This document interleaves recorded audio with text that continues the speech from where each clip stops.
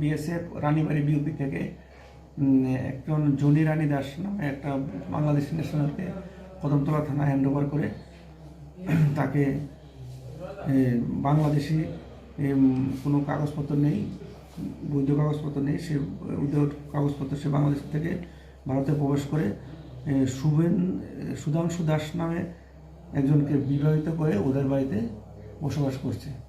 তো এই ব্যাপারে আমরা একটা মামলা নিয়েছি, তাকে কোর্টে ফরওয়ার্ড করবো আজকে। সুধাংশু দাসের বাড়িতে বজেন্দ্রনগর, ওয়ার্ড নাম্বার 5। তো আমরা উরেগিষ্ট এটা কি স্যার? এটা একটা পুলিশ বিএসএফের যৌথ অভিযান ছিল। জিজ্ঞাসাতে বলেছে যে উনি নাকি বাংলাদেশ থেকে এসছে গত 1 সপ্তাহ আগে। তো এখানে ওই সুধাংশু দাসের বাড়িতে বসবাস করছিল। সুধাংশু দাসের নামে সুধাংশু দাসের সাথে বিয়ে দিয়েছিল। ওটা অপরাধ করা হবে। এখানে একজন লোক আছে যে সাহায্য করলে, তার নাম সুশীল দাস, বজেন্দ্রনগর। সবার বিরুদ্ধে আমরা মামলা নিয়েছি, সবার বিরুদ্ধে আমরা তদন্ত করছি।